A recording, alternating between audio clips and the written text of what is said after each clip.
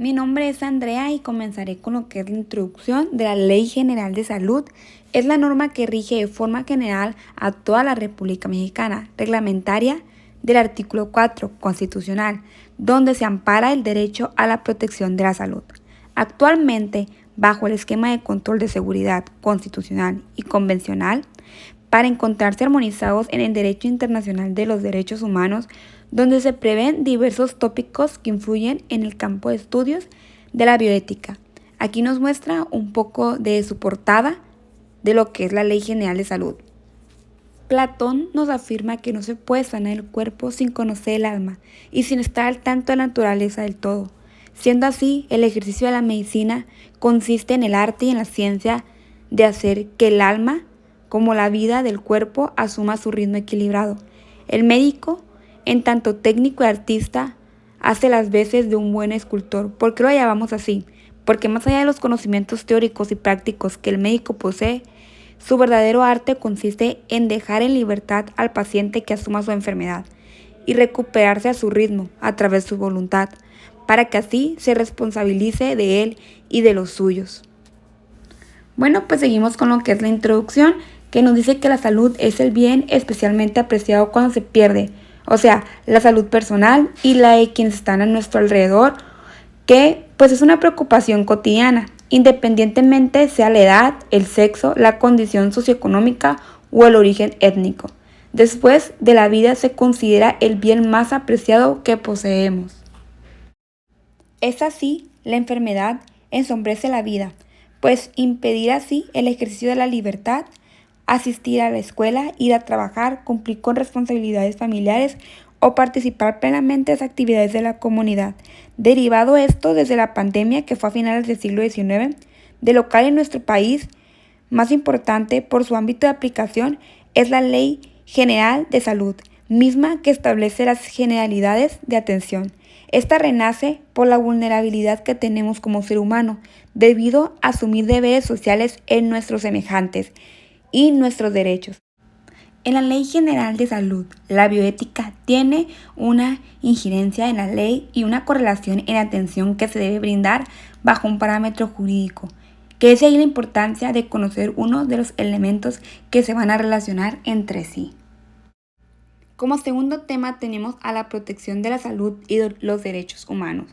El derecho a la salud es un derecho constitucional establecido en el artículo 2 y el párrafo 4 del artículo 4, en el cual a partir de 1983, fue cuando se universalizó su titularidad y se identificó al Estado como el principal sujeto obligado a proteger a través de la Federación y las entidades federativas. En el párrafo 4 del artículo 4 nos señala solamente que toda persona tiene derecho a la protección de la salud, que será la ley la que defina las bases para el acceso a los servicios en la materia. Y en el artículo 2 constitucional, donde se establece a los derechos de los pueblos indígenas, que existe una fracción número 3 en el apartado B, en la que se obliga al Estado que se asegure a los pueblos el acceso efectivo a los servicios de la salud mediante la ampliación de la cobertura del sistema nacional. Siguiendo con este mismo tema, conforme al artículo número 1 de la Constitución Política de los Estados Unidos Mexicanos, reforzados mediante el decreto publicado en el Diario Oficial de la Federación el 10 de junio de 1911 y atento al principio pro persona, no resulta necesario considerar el contenido de tratados o instrumentos internacionales que formen parte de nuestro orden jurídico.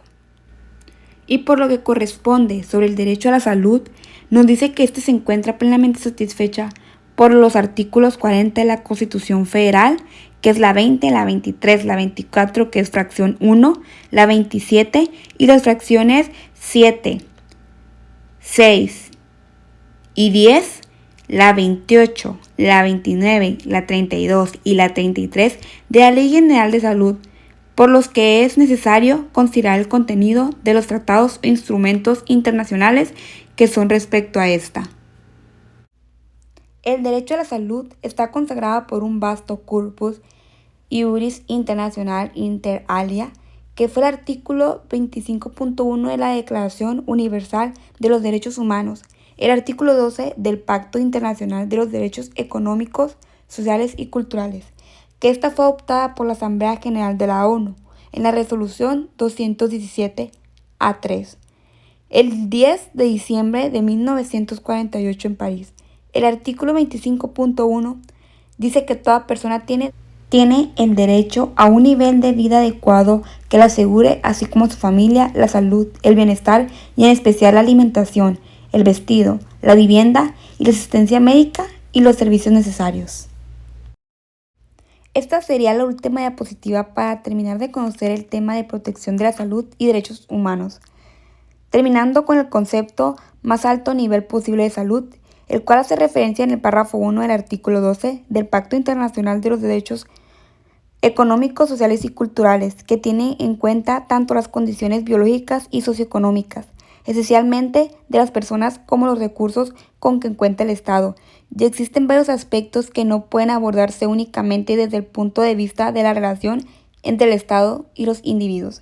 El Estado no puede garantizar la buena salud ni puede brindar la protección contra las causas posibles de una mala salud del individuo, así como los factores genéticos, la propensión individual de una afectación y la adopción del estilo de vida malsano o riesgos que estos suelen a desempeñar un papel importante con lo que respecta a la salud de la persona.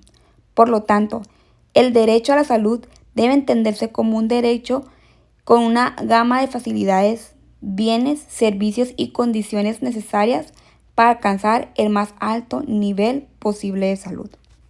La Ley General de Salud. Bueno, ¿qué es la Ley General de Salud? Bueno, esta es una norma que rige de forma general a toda la República Mexicana, reglamentaria del artículo 4 constitucional, donde se ampara el derecho a la protección a la salud. Actualmente, también bajo el esquema de control de regularidad constitucional y convencional, para encontrarse armonizados con el derecho internacional de derechos humanos, donde se prevén diversos tópicos que confluyen en el campo de estudio de la bioética.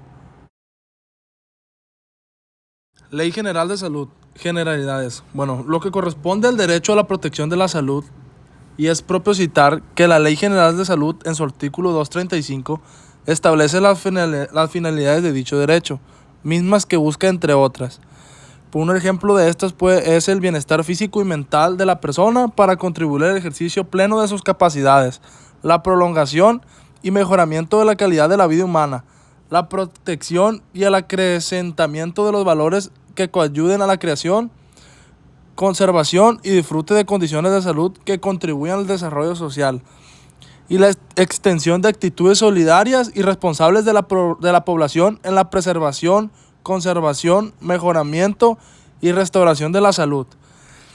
En el artículo 3 de la Ley General de Salud se establece lo que se encuentra dentro del ámbito de la salubridad general y la competencia federal y local estatal en la materia. Se establece en el artículo 13, por lo que su regulación inferior se debe realizar por parte de la Secretaría Federal y por las secretarías locales, por medio de sus respectivos ejecutivos o a instancia de legisladores federales y locales. Por último, la norma oficial mexicana, misma que tiene sus fines establecidos en el artículo 10 de la Ley de Infraestructura de la Calidad, donde define en su numeral 4, fracción 16. Bueno, ¿qué son las normas oficiales mexicanas? Estas se consideran como reglamentos técnicos o medidas sanitarias o fitosanitarias según encuadren en las definiciones correspondientes previstas en los tratados internacionales de los que el Estado mexicano es parte. La norma oficial mexicana a la regulación técnica de observancia obligatoria expedida por las autoridades normalizadoras competentes, cuyo fin esencial es el fomento de la calidad para el desarrollo económico y la protección de los objetivos legítimos de interés público previstos en este ordenamiento, mediante el establecimiento de reglas, denominación, especificaciones o características aplicables a un bien, producto, proceso o servicio, así como aquellas relativas a terminología, marcado o etiqueta y de información. Ley General de Salud.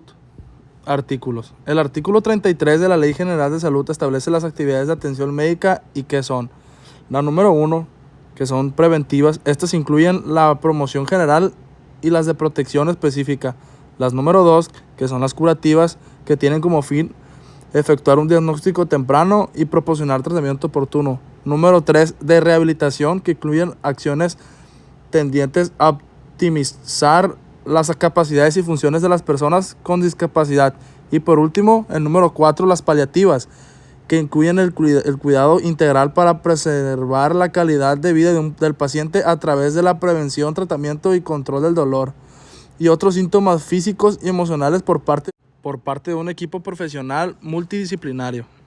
Es de destacar prima facie que las actividades de atención médica descritas son acordes a la bioética, en razón de que buscan un fin terapéutico lícito. Otro punto importante es que todos los profesionales de la salud tienen el deber de sustentar el acto médico en conocimientos basados en la evidencia científica y principios éticos, tal y como lo consta la Ley General de Salud, en sus artículos 41 bis, 51, 77 bis 1, 77 bis 9, 100 y 102.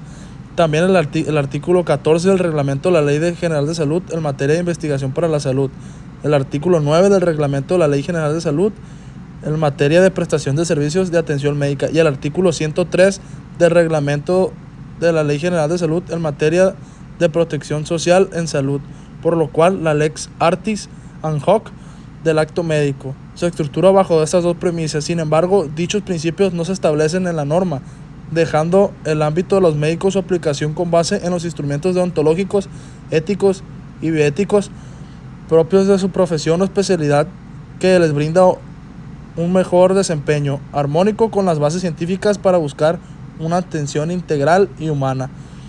Ya que si los médicos no toman en cuenta estos artículos y su contenido y lo que representan, puede tener una gran consecuencia, que puede ser que le retiren su licencia médica.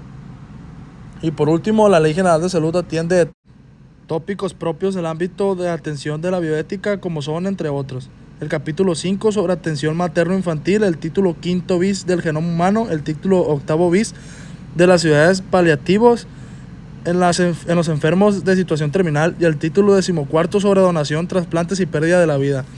En el título de los ciudadanos paliativos es muy importante señalar la prohibición de la eutanasia y suicidio asistido.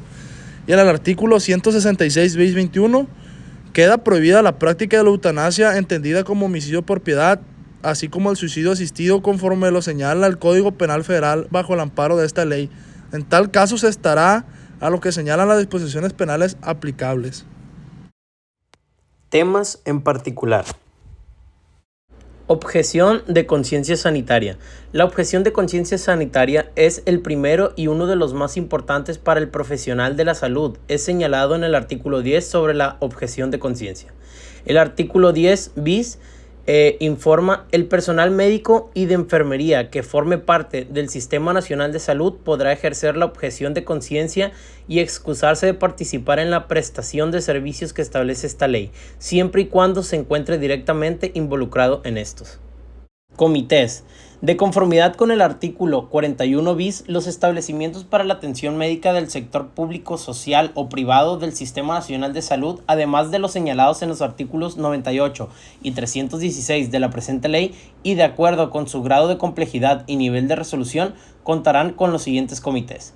1. Un comité hospitalario de bioética para la resolución de los problemas derivados de la atención médica a que se refiere el artículo 33 de esta ley, así como para el análisis, discusión y apoyo en la forma de tomar decisiones respecto a los problemas diabéticos que se presenten en la práctica clínica o en la docencia que se imparte, así como promover la elaboración de lineamientos para la atención y la docencia médica. 2. En los casos de establecimientos de atención médica que lleven a cabo actividades de investigación en seres humanos, un comité de ética en investigación que será responsable de evaluar y dictaminar los protocolos de investigación en seres humanos. Los comités hospitalarios de bioética y de ética en la investigación se sujetarán a la legislación vigente y a los criterios que establezca la Comisión Nacional de Bioética. Serán interdisciplinados y deberán estar integrados por personal médico de distintas especialidades y por personas de las profesiones de psicología, enfermería, trabajo social, sociología, antropología, filosofía o derecho que cuenten con capacitación en bioética. El artículo 98 menciona: en las instituciones de salud, bajo la responsabilidad de los directores o titulares respectivos y de conformidad con las disposiciones aplicables, se constituirán 1. De un comité de investigación. 2. En el caso que se realicen investigaciones en seres humanos, un comité de ética en investigación que cumpla con lo establecido en el artículo 41 bis de la presente ley. 3. Un comité de bioseguridad encargado de determinar, informar al interior del establecimiento el uso de radiaciones ionizantes o de técnicas de ingeniería genética con base en las disposiciones jurídicas aplicables. El Consejo de Salubridad General emitirá las disposiciones complementarias sobre áreas o modalidades de la investigación en las que se considera que es necesario. Posteriormente, en el título octavo bis denominado de los ciudadanos paliativos a los enfermos, se señala en el artículo 166 bis 11. En caso de urgencia médica y que existe incapacidad del enfermo en situación terminal para expresar su consentimiento y en ausencia de familiar, representante legal, tutor o persona de confianza, la decisión de aplicar un procedimiento médico quirúrgico o tratamiento necesario será tomada por el médico especialista o por el comité de bioética de la institución. Es uno de los temas más importantes y es el conocimiento informado, toda vez que es el medio para el empoderamiento del paciente en la toma de decisiones de su tratamiento sin tener dudas y se establezca una comunicación empática y adecuada con los profesionales de salud que lo atiendan. El artículo 51 bis 1 menciona: los usuarios tendrán derecho a recibir información suficiente, clara, oportuna y veraz, así como la orientación que sea necesaria respecto de su salud y sobre los riesgos de alternativas de los procedimientos diagnósticos, terapéuticos y quirúrgicos que se les indiquen o apliquen.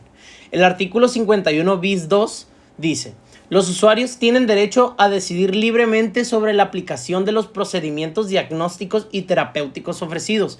En cuanto de urgencia o que el usuario se encuentre en estado de incapacidad transitoria o permanente, la autorización para proceder será otorgada por el familiar que lo acompañe o su representante legal. En caso de no ser posible en anterior, el prestador de servicios de salud procederá de inmediato para preservar la vida y la salud del usuario, dejando constancia en el expediente clínico.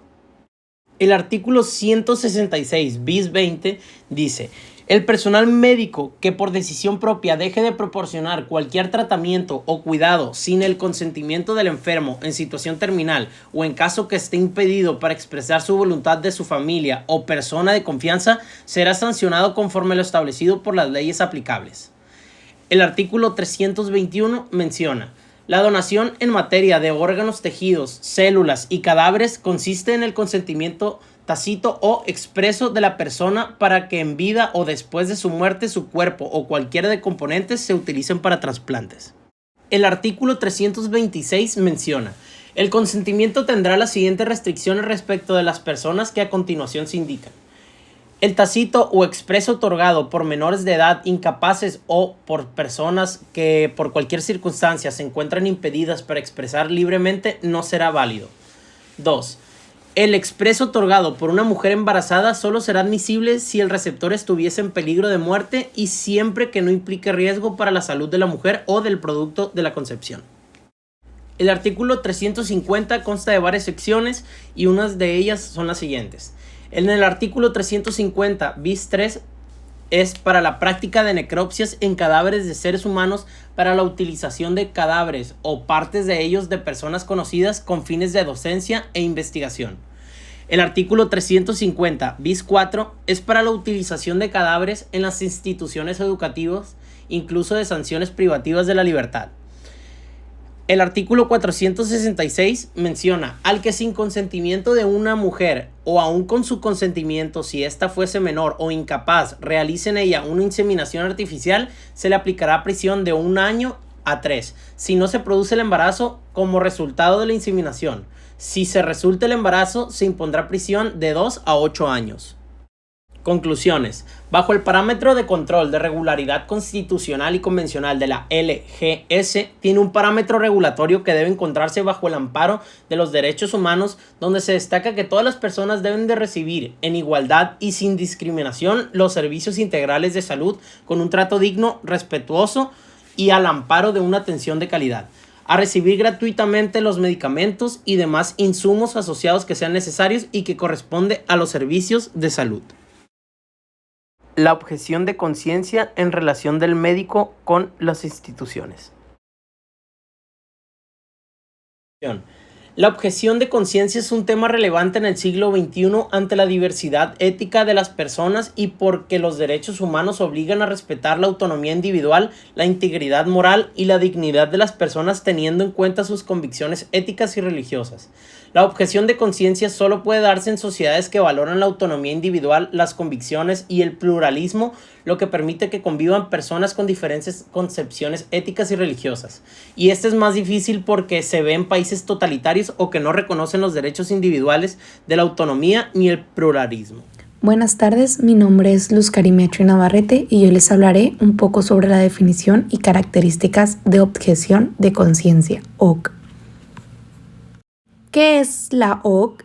Es la negatividad ante un superior jerárquico o una institución al realizar prácticas médicas legales, pero contrarias a la conciencia ética de la persona con base en sus criterios científicos, deontólogos o religiosos. En el derecho de la OC en México es una concreción del artículo 24 de la Constitución Política de los Estados Unidos, que ahí reconoce que toda persona tiene derecho a la libertad de convicciones éticas, de conciencia y de religión, y a tener que adoptar positiva como negatividad. Fuera del ámbito sanitario es la actitud personal basada en los principios de su conciencia ética, por la que se siente obligado a incumplir una determinada disposición legal o de un superior jerárquico, que eso obliga a que se sienta obligado a incumplir una determinada disposición legal o de una superior a ella. La negatividad por motivos de conciencia a realizar un acto o conducta que en principio resultaría jurídicamente exigible o que también la resistencia personal a una prescripción jurídica por ser contraria a una prescripción moral que se considera prevalente. Una negatividad de una persona de cumplir un mandato judicial concreto al considerarlo incompatible con sus convicciones éticas fundamentales o también como una concreción de la libertad de conciencia que dentro de los justos límites lleva a un individuo a incumplir una determinada disposición legal que le obliga a obrar en contra de su conciencia.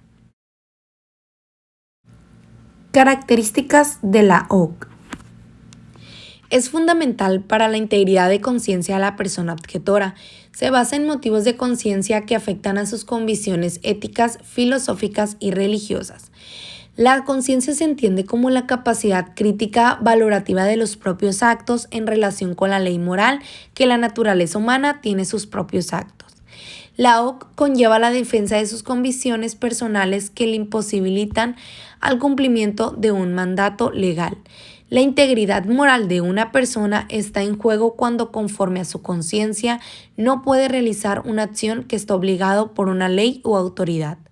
La OC es un intento de mantener la integridad de conciencia, por eso hace que implique que la persona tenga valores y eso hace una parte integral de su identidad o de la concepción que tiene de sí misma. 2. Es una acción privada apolítica. Un comportamiento individual, ya que el juicio de conciencia es personal, cuyo objetivo es evitar la transgresión a un deber moral y mantener la integridad de la conciencia ante una norma que contradice sus convicciones. Se solicita solo ser eximido de su cumplimiento por motivos de conciencia y sin sufrir consecuencias legales. La desobediencia civil puede ser algo individual o colectivo. El motivo de la OC es la existencia de un mandato legal que se opone a las convicciones éticas o morales de la conciencia de una persona, basada o no en creencias religiosas, como consecuencia que la persona siente el deber moral del mandato de una autoridad, que los motivos no pueden ser el tipo ideológico o político, ya que con eso serían de conciencia. Hay o de la autoridad pretende imponer un mandato que va en contra de las convicciones éticas, morales de una persona. La conciencia humana puede estar informada por códigos muy variados, religiosos, filosóficos y culturales, y que el derecho no puede determinar de forma precisa. Muchas veces la única prueba directa de las convicciones morales del objetor en su palabra, que por lo general debe darse por buena, salvo que existan razones para pensar lo contrario. Los métodos que utilizan en los países para comprobar la sinceridad de los supuestos objetores son muy variados. Uno es la prestación social, sustituir tutorial de igual o magnitud o más gravosa de la obligación general. La OC es más frecuente ante los preceptos legales positivos que obligan a unas determinantes conductas como perjuicios en caso de negarse. La OC debe de respetar unos justos límites, el que no afecta de forma grave a los derechos de terceros ni lesione el orden público o el bien común. Hay leyes que no son objetables al proteger deberes de justicia. Un ejemplo sería el objetar contra el pago de impuestos o el deber legal de dar alimentos y educación a los hijos menores o el deber del médico que es atender a un paciente en situación de urgencia con riesgo para su vida. Fundamentación de la objeción de conciencia, OC.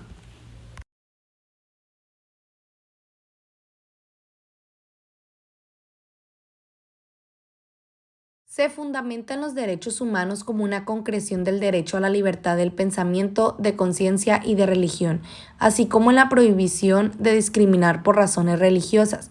Ninguna autoridad puede eliminar la libertad de conciencia y obligar a realizar algo que va en contra de las convicciones éticas y científicas de los sanitarios.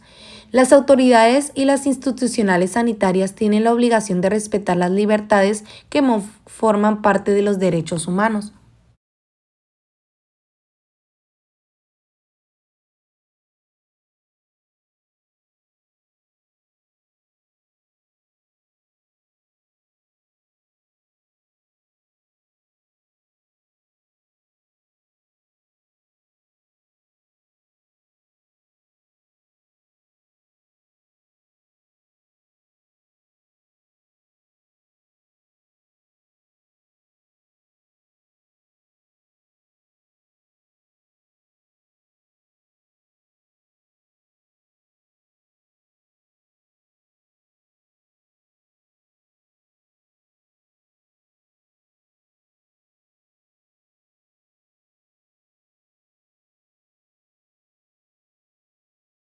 Entre los fundamentos que amparan la objeción de conciencia están: 1. El respeto a la libertad y a la voluntad de la persona. Lo propio del ser humano es la libertad y la voluntad, lo que implica la libertad de conciencia para pensar y escoger un tipo de acción. La libertad tiende siempre a buscar el bien. La voluntad tiene capacidad de elegir algo diferente al bien, ya que la razón percibe como bien algo que está mal. Mi libertad termina donde empieza la libertad de otra persona. Aspecto que limita la libertad es la conciencia moral, que puede plantear el rechazo de una acción.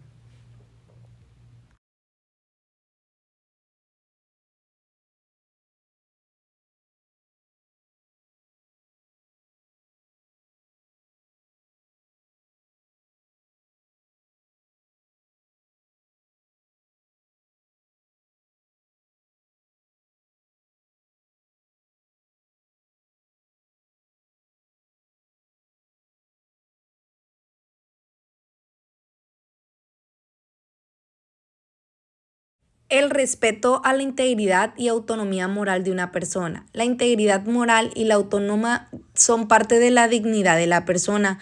Por integridad moral, la persona no podrá realizar una acción a la que está obligada si va en contra de la integridad de su conciencia. La autonomía individual comprende la autonomía moral de unos valores y principios éticos. Respetar la autonomía individual implica una visión pluralista. Los juicios y acciones personales deben ser en juicios y acciones personales.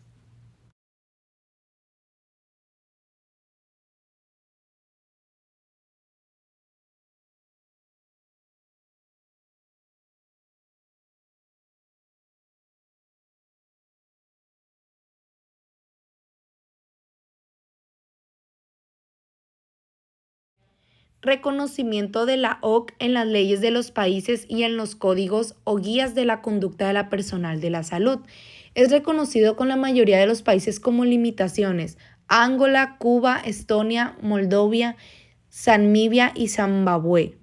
En otros países no tienen leyes de respeto ni favor ni en contra, tanto en Europa, Macedonia, Suiza, Turquía, Ucracia, como en América, Bahamas, El Salvador, Guatemala, Haití, Honduras, Nicaragua y República Dominicana. 4. ¿Cómo fundamentar el ejercicio de la OC en países que legalmente no está reconocido de forma explícita? Está justificado automáticamente en los principios éticos y el derecho a la libertad del pensamiento, conciencia y religión. Fundamentos legal de la OC en México. En el 2018, las cámaras legislativas introdujeron en las LGS el artículo 10 bis que reconocía a la OC en el personal de salud, pero fue impugnada y la redacción fue inválida por la Suprema Corte de Justicia de la Nación en el 2021. Para poder ejercer la OC no es necesario que esté contemplada en las leyes de un país, ya que está justificada en los principios éticos, el derecho a la libertad de conciencia y de religión que están reconocidos en la Constitución de México y en diversos instrumentos jurídicos internacionales.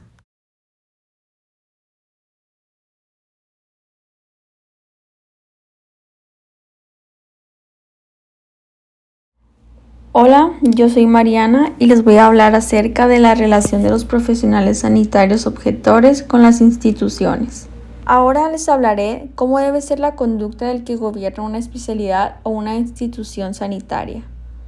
Debe de cuidar de que exista un ambiente de exigencia científica y ética, tolerancia para la diversidad de opiniones profesionales, distribuir funciones y responsabilidades de cada uno procurando respetar la conciencia de todos, procurar que no se produzcan situaciones injustas ni de castigo o de privilegio para los objetos o objetadores. El objetador debe estar dispuesto a compensar con un trabajo equivalente en intensidad, duración, molestias y horario respecto al que deja de realizar por una repugnancia moral. En el trabajo en equipo nunca puede existir una violencia moral ni siquiera una apariencia mitigada.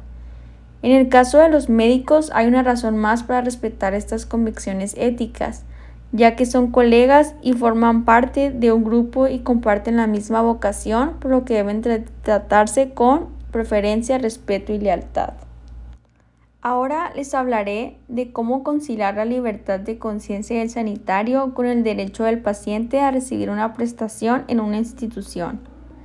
El problema que se plantea es que el personal sanitario puede anteponer sus convicciones éticas y científicas a una petición legal por parte de un paciente o las autoridades de la institución.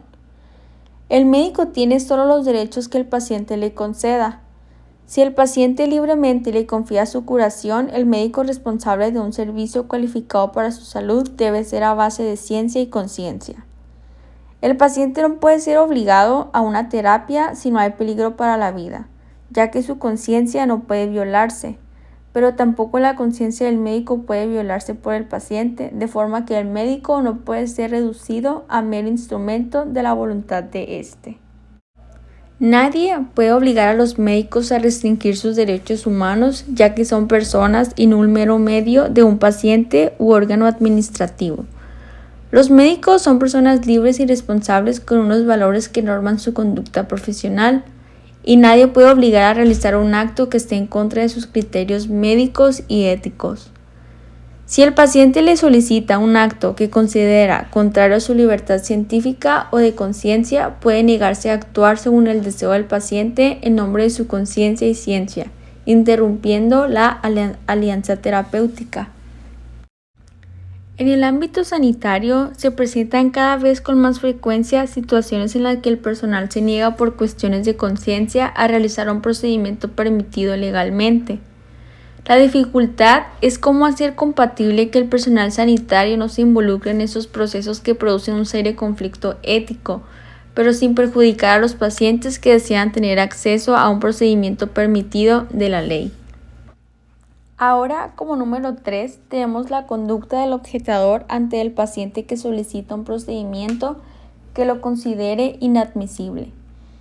En el caso de que el procedimiento solicitado sea un aborto, la OC tiene el fin específico de manifestar el respeto máximo a la vida del no nacido. Lo que rechaza el objetador es el mal ético del aborto, con el cual no puede pactar. pero tampoco rechazar a la persona a la que debe de respetar y ayudar. Deberá intentar que supere su ignorancia biológica y moral, pero nunca podrá insultar, violentar o despreciar. El médico objetador, fiel a sus convicciones éticas y científicas, expondrá a la gestante con serenidad, compasión y claridad las razones por las que no puede realizar el aborto como un tratamiento de la enfermedad o ante angustia que la aqueja. Si la gestante, después de recibir la información para su consentimiento informado, decide buscar otro médico que responda a sus necesidades, puede referirse a otros médicos. Como número 4 es cómo se puede distinguir si la OC tiene un sustrato verdadero o es un fraude. Podría ocurrir que algunos médicos poco éticos de hospitales públicos que suelen estar saturados de pacientes apelen a la OC para no realizar determinados procedimientos, siendo la verdadera razón al disminuir su carga de trabajo que suele ser grande. Un medio para asegurar que no haya fraude es sustituir la actividad que se objeta por otro tipo de trabajo de igual magnitud. Es una forma de evitar que los compañeros sientan que se les carga de trabajo por la OC de un colega. Otra forma de verificar la veracidad del parámetro subjetivo del objetador, que es el factor más difícil de probar, es a través de su propia conducta, sin que ello implique una violación al derecho de la intimidad. No se buscarán privilegios, pero ha de saber que no se verán libres de las molestias de nadar contracorriente, pero tampoco se reasignarán a ser víctimas. Como número 5, tenemos que a veces se puede producir una OC masiva en profesionales sanitarios ante las instituciones de salud. La OC siempre es personal y no tiene como finalidad ir contra las instituciones sanitarias, sino únicamente solicitar una exención para defender su integridad de conciencia personal. La OC a los tratamientos médicos siempre tienen que reconocer, garantizar y tutelar el derecho a la vida, por lo que cualquier conflicto entre una ley y la conciencia se deberá respetar el derecho fundamental a la vida. El paciente presenta una urgencia vital con riesgo de muerte que por el deber profesional el médico no puede rechazar un procedimiento necesario para salvar su vida por OC. ¿Cómo y cuándo se debe manifestar la OC ante los superiores jerárquicos? Lo ideal es no esperar a que le soliciten realizar un procedimiento que va contra su conciencia, ya que si el titular del centro o servicio no sabe previamente quién es o no objetador, pueden crearse conflictos importantes cuando está de guardia. Esto se debe realizar cuando se comienza a trabajar en una institución o cuando se aprueba una práctica que va contra sus convicciones éticas. Es importante proteger el derecho a la intimidad del objetador para determinar si debe comunicar su OC solo ante las autoridades de la institución donde labora o debe hacerse públicamente, lo cual no sería adecuado. Ahora les hablaré sobre el anexo 1, que son los instrumentos jurídicos internacionales que recogen el derecho a la libertad de conciencia y la prohibición de la discriminación por razones religiosas. En la Declaración Universal de los Derechos Humanos, en el artículo 18 dice: toda persona tiene derecho a la libertad de pensamiento, de conciencia y religión. Este derecho incluye la libertad de cambiar religión o de creencia, así como la libertad de manifestar su religión o su creencia individual y colectivamente, tanto en público como en privado, por la enseñanza, la práctica, el culto y la observancia. En el artículo 2.1 dice que toda persona tiene los derechos y libertades proclamados en esta declaración, sin distinción alguna de raza, color, sexo, idioma, religión, opinión política o de cualquier índole, origen nacional o social, posición económica, nacimiento o cualquier otra condición. En el Pacto Internacional de Derechos Civiles y Políticos tenemos en el artículo 18.1 que toda persona tiene derecho a la libertad de pensamiento, de conciencia y de religión. Este derecho incluye la libertad de tener o adoptar la religión o las creencias de su elección, así como la libertad de manifestar su religión o sus creencias individual o colectivamente, tanto en público como en privado, mediante el culto, la celebración de los ritos, las prácticas y la enseñanza. El artículo 26 dice que todas las personas son iguales ante la ley y tienen derechos sin discriminación. y garantizará a todas las personas protección igual y efectiva contra cualquier discriminación por motivos de raza, color, sexo, idioma, religión, opiniones políticas, origen nacional o social, posición económica o cualquier otra condición social.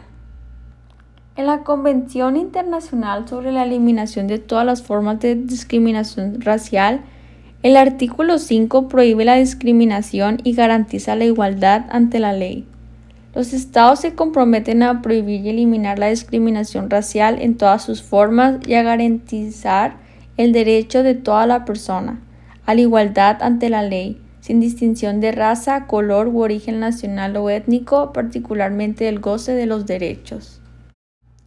En el convenio número 111 relativo a la discriminación en materia de empleo y ocupación, el inciso A del artículo 1 indica lo que comprende el término de discriminación y dice: cualquier distinción, exclusión o preferencia basada en motivos de raza, color, sexo, religión, opinión política, ascendencia nacional u origen social que tenga por efecto anular o alterar la igualdad de oportunidades o de trato en el empleo y la ocupación. Y en el inciso B se explica el derecho a reclamar en caso de una distinción, exclusión o preferencia. Y dice: cualquier otra distinción, exclusión o preferencia que tenga por el efecto anular o alterar la igualdad de oportunidades o de trato en el empleo u ocupación que podrá ser especificada por el miembro interesado. En la Convención Americana sobre Derechos Humanos o Pacto de San José, en el artículo 1.1 dice que los estados partes en esta convención se comprometen a respetar los derechos y libertades reconocidos en ella y a garantizar su libre y pleno ejercicio a toda persona que esté sujeta a su jurisdicción, sin discriminación alguna por motivos de raza, color, sexo, idioma, religión, opiniones políticas o de cualquier índole, origen nacional o social, posición económica, nacimiento o cualquier otra condición. En el Convenio Europeo de Derechos Humanos, el artículo 9 protege la libertad de pensamiento, de conciencia y de religión, de forma similar a los anteriores documentos. Tampoco reconoce el derecho general a la OC. Anexo 2. Documentos legales de México que reconocen la objeción de conciencia del personal sanitario de forma directa a nivel federal y de los estados de la República. Código de bioética para el personal de salud. Guía de conducta en el ejercicio profesional a fin de resolver diferencias entre las prestaciones del servicio a los enfermos y a sus familiares, así como entre personas y profesionales que intervienen en acontecimientos de la vida, particularmente relacionados con la medicina y la salud. Carta de Derechos Generales de los Médicos. El objetivo o propósito principal de la Carta de Derechos de los Médicos es hacer constar al personal médico sobre los derechos que gozan dentro del área y moral, así como el juramento hipocrático que caracteriza a su profesión. Aquí tenemos 5 derechos de médico. 1. Ejercer la profesión en forma libre y sin presión de cualquier naturaleza. 2. Laborar en instalaciones apropiadas y asegurar que garanticen su práctica profesional. 3. Tener a su disposición los recursos que requiere su práctica profesional. Número 4. Abstenerse de garantizar resultados a la atención médica. Número 5. Recibir trato respetuoso por parte de los pacientes y sus familiares, así como del personal relacionado con su trato profesional. En la Ley General de Salud se introdujo la objeción de conciencia en el 2018, al añadirse al artículo 10. El personal médico y de la enfermería que forma parte del Sistema Nacional de Salud puede ejercer la objeción de conciencia y excusarse de participar en la presentación de servicios que establece la ley. Ejemplo, cuando se ponga en riesgo la vida del paciente o se trata de una urgencia médica, no se puede invocar la objeción de conciencia. En caso contrario, se incurrirá en la causal de responsabilidades del profesional. En esta tabla se recogen las sentencias y hechos que hasta ahora se han producido sobre esta acción de inconstitucionalidad. Tenemos que a la fecha del 13 de septiembre del 2021 se resolvió por unanimidad de votos la invalidez de acción de inconstitucional presenta la CNDH, ya que la objeción de conciencia del personal sanitario es constitucional como una concreción de derechos humanos a la libertad de conciencia. El 20 de septiembre del mismo año se sentenció inválido el artículo en su redacción original por falta de lineamientos y límites necesarios para que la objeción de conciencia pueda ser ejercida sin poner en riesgo los derechos humanos de otras personas, en especial los derechos a la salud. El 21 del mismo año se decidió establecer tales lineamientos mínimos en la sentencia respectiva, exhortando al Congreso de la Unión tomarlos en cuenta a la reforma de la Ley General analizada. El 1 de febrero del 2022, el Congreso de la Unión les insistió realizar una nueva redacción del artículo, pero hasta la fecha señalada no se ha realizado y está a la espera. El acuerdo está difícil, ya que existen tres posturas principales respecto a la objeción de conciencia que en México están en disputa. La admisibilidad protegida.